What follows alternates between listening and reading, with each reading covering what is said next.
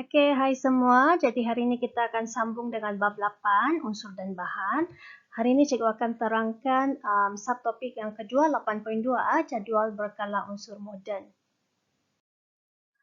So, dalam video kali ini, cikgu akan terangkan jadual berkala unsur moden, apa ciri-ciri pentingnya, susunan elektron unsur dalam kumpulan, dan pembentukan ion positif dan ion negatif.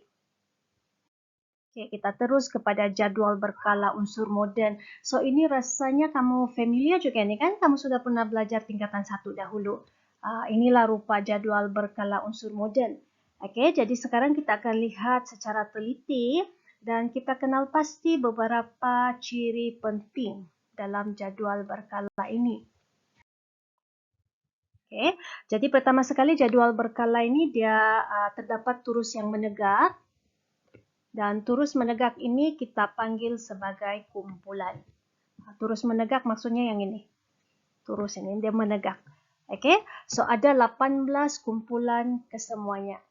So, kumpulan 1, kumpulan 2 dan seterusnya sampai kumpulan 18. Okay? Dan di sini pula, sini kita ada baris yang mengufuk ini. Maksudnya dia mendatar begini, kan? Ini kita panggil sebagai kala. Okay? Dan terdapat 7 kala di dalam jadual berkala. Ada 7. So, ini kala yang pertama dia cuma ada 2 unsur. Kala kedua 3, 4, 5, 6 dan 7. Okay? Dan kemudian kalau kamu lihat di sebelah bawah ini, terdapat bahagian bawah ini dia terdapat 2 siri unsur. Okay? 2 siri unsur. Pertama unsur yang bernombor 57 hingga 71, kemudian yang kedua ini 89 hingga 103. Okey, yang pertama ini kita panggil sebagai siri lantanida dan yang kedua ini siri actinida. So lantanida ini dia sepatutnya berada di sini. Okey, kamu nampak ini barium ini 56 kan? Dia sepatutnya sini 57 sampai 71 di sini. Tapi kalau kita kasih mod di sini beda, bahkan itu jadual berkala, jadi kita taruh dia di bawah. Begitu juga actinida, kita letakkan dia di bawah. Oke? Dan jadual berkala ini kita susun dia punya, bila kita susun ini unsur kan, dia ada perubahan sifat kimia, sifat kimia dan juga sifat fizik, dia berubah daripada kiri ke kanan. Okay, secara beransur-ansur. Dan yang paling ketara sekali adalah dia punya jenis dia itu. Okay, di mana unsur yang berwarna kuning ini, sebelah kiri ini, dia merupakan unsur-unsur logam. Yang ini sepatutnya kuning deh, ini sama-sama ini. Tapi lain pula di sini. Okay, kuning sama ini. Kemudian di sini kita ada separuh logam yang berwarna merah ini. Yang ini kan hidrogen saya sesat sini nih. Bukan logam. Yang biru ini bukan logam. So, yang lain itu bukan logam, semuanya sebelah kanan. So, terdapat perubahan begitu dari kiri ke kanan. Daripada unsur logam, beransur-ansur menjadi sifat bukan logam. Okay, so sini separa. Dan bila berlaku perubahan sifat ini, dia punya sifat kekondaksian pun berubahlah. Di mana sifat kekondaksian arus elektrik itu dia semakin berkurang. Yalah, logam kan kondaksi elektrik. So, sini dia punya kekondaksian logam itu lebih tinggi. So, semakin berkurang. Sampai sini bukan logam, tidak mengkondaksi elektrik, sudah. Begitu. Kemudian kalau kita lihat lebih lanjut, kita ambil hidrogen sebagai contoh di sini. Apa maksud semuanya di dalam setiap petak itu? Jadi pertama sekali kita ada simbol unsur. Yang ini merupakan simbol unsur. Di bawah simbol unsur itu merupakan nama unsur itu sendiri. Oke? Dan kita lihat di sini ada 2 nombor. Setiap petak ini ada 2 nombor. Jadi nombor yang pertama itu merupakan nombor proton. Apa itu nombor proton? Nombor proton mewakili bilangan proton yang terdapat di dalam atom bagi unsur tersebut. Okey, proton ini yang bercas positif kan? Kemudian nombor yang di bawah itu adalah jisim atom relatif. Okey, dan kalau kita lihat, kecuali hidrogen, hidrogen saja yang sama. Nombor proton dengan jisim atom relatif dia sama. Tapi kalau kita lihat unsur-unsur yang lain, dia punya kedua-dua nombor ini berbeza. Okey, ini 2 dan 4, sini 3 dan 7. Jadi cara kamu mau kenal pasti, mungkin kamu lupa kan, di mana atas ke bawah kah? Kamu ingat saja nombor proton ini sentiasa nombor yang lebih kecil. Yang ini 4. 4 ini nombor proton. 9 itu jisim atom relatif. Okey, begitu. Dan di dalam jadual berkala, bagaimana cara kita menyusun unsur ini? Kita susun dia mengikut nombor proton. Susunan nombor proton yang menaik dari kiri ke kanan dan dari atas bagi bawah. Macam apa maksud dia itu? Jadi kita lihat nombor proton ini kan yang sebelah atas ni. Jadi kita mula dengan yang paling atas, paling sebelah kiri adalah hidrogen. Nombor proton adalah 1. Sebelah dia tiada kan? Terus kita pergi di sini 2. Kita lihat nombor proton saja sampai hujung sudah kan?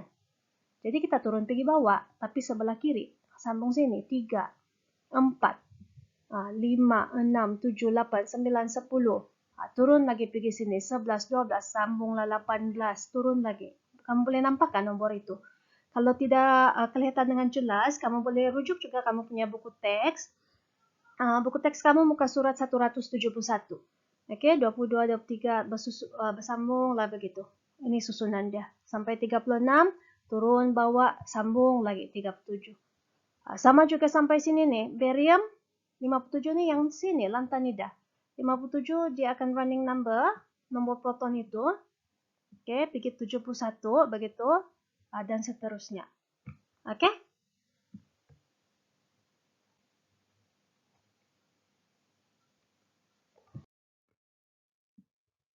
Alright, next one, susunan elektron unsur. Okay. Okay, jadi kita sudah belajar tadi, setiap unsur ini dia memiliki nombor proton yang berbeza bahkan. Okay, dan dalam atom, nombor proton ini sama dengan bilangan elektron. Sebab atom ini neutral. Neutral itu maksudnya bilangan charge positif dengan charge negatif itu sama bah. Jadi sekarang kita mau lihat bagaimana elektron ini disusun. Okay, disusun pada atom. Alright. Jadi rasanya ini kamu sudah pernah belajar basic dia, di mana pertama sekali atom ini kita ada nukleus. Okay. Dan dalam nukleus ini kita ada proton dan juga neutron kan. Okay.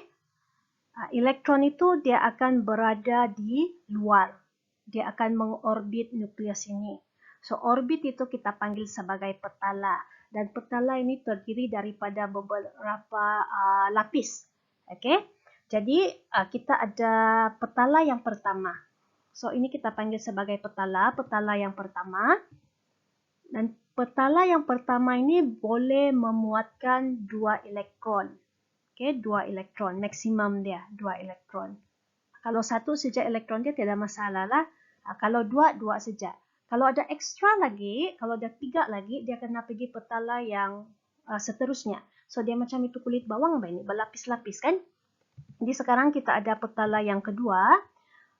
Ini petala kedua dia boleh memuatkan sebanyak 8 elektron. So, maksimum dia 8 elektron.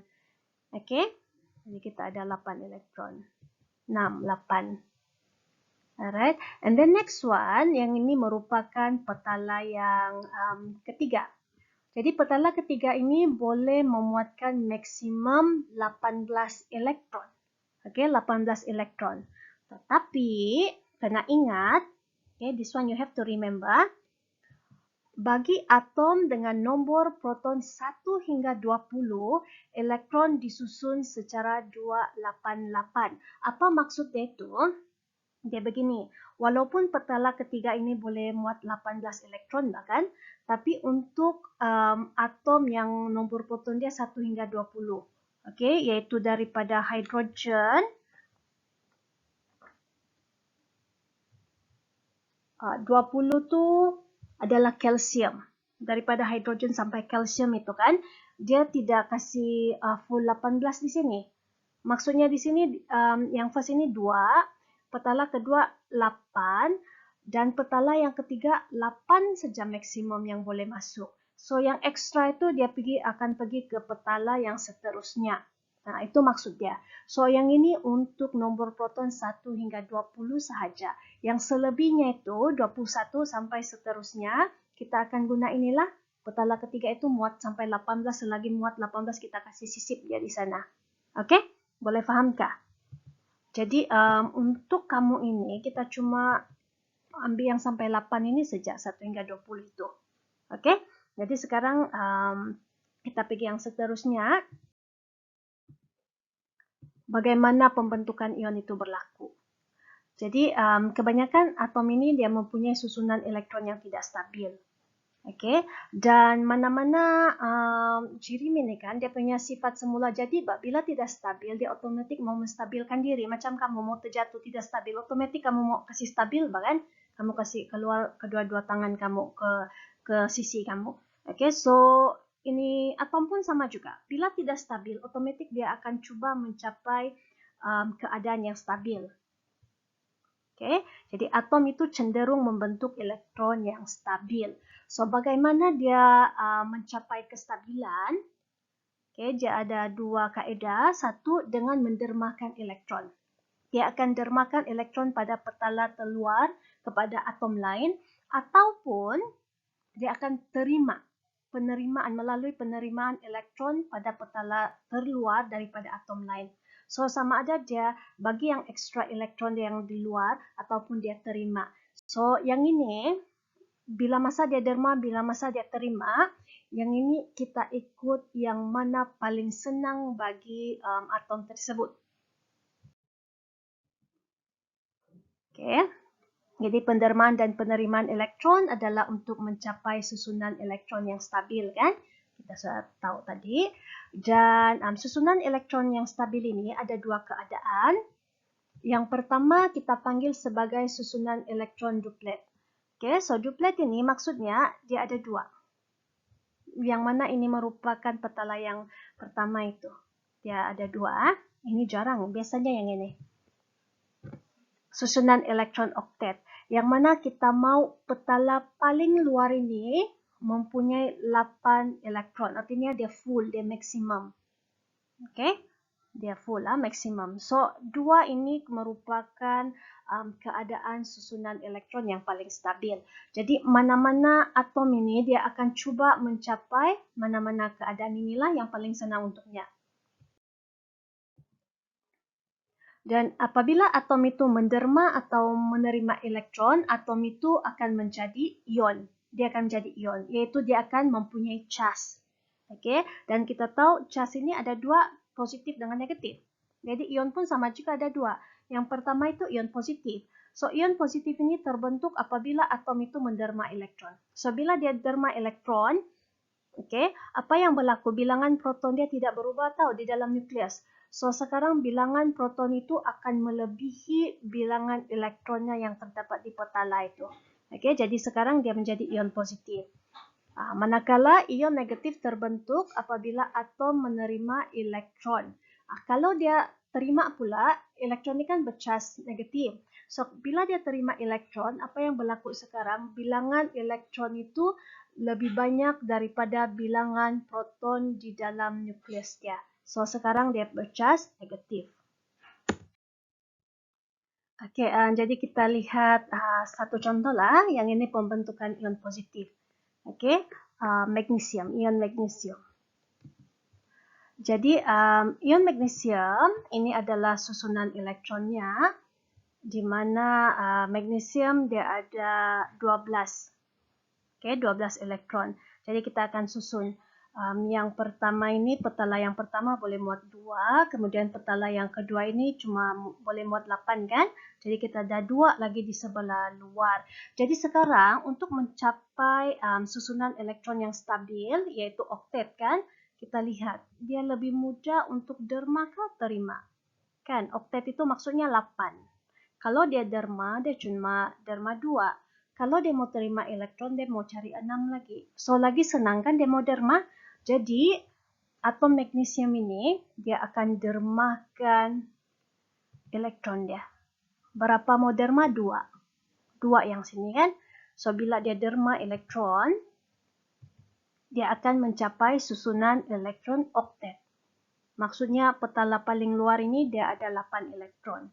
Tapi, sekarang, ion magnesium ini akan mempunyai charge positif.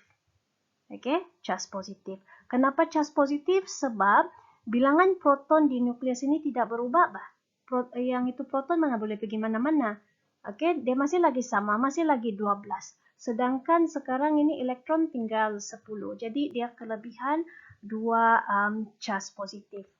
Oke. So, ion magnesium dia sudah mencapai susunan elektron oktet. Dia sudah stabil. Oke, next. Oke, kita lihat satu lagi contoh lah. Yang ini pembentukan ion negatif bagi klorin, ion klorin. Jadi ion klorin ini dia punya susunan elektron 287. Oke, jadi maksudnya di sini petala yang pertama ini dia ada 2 elektron, kemudian 8 kan, maksimum kan? Jadi 7 lagi berada di sini. Jadi kalau kita lihat, untuk atom klorin ini mencapai susunan elektron oktet, mana yang lebih senang? Dia mau derma kah dia mau terima? Kalau dia mau derma, dia kena derma 7 elektron paling luar ini untuk mencapai susunan oktet. Tetapi kalau dia terima, dia cuma kena terima 1 kan? So, itu lagi senang kan? Alright? Jadi dia terima 1 elektron lagi senang. So, bila dia terima 1 elektron, sekarang atom ion klorin ini dia sudah mencapai susunan elektron oktet. Ada 8. 1, 2, 3, 4, 5, 6, 7, 8. 8 elektron di petala paling luar. Oke, tetapi sekarang dia mempunyai charge negatif. Kenapa charge negatif? Sama macam yang cikgu cakap tadi lah, dia terima 1 elektron kan?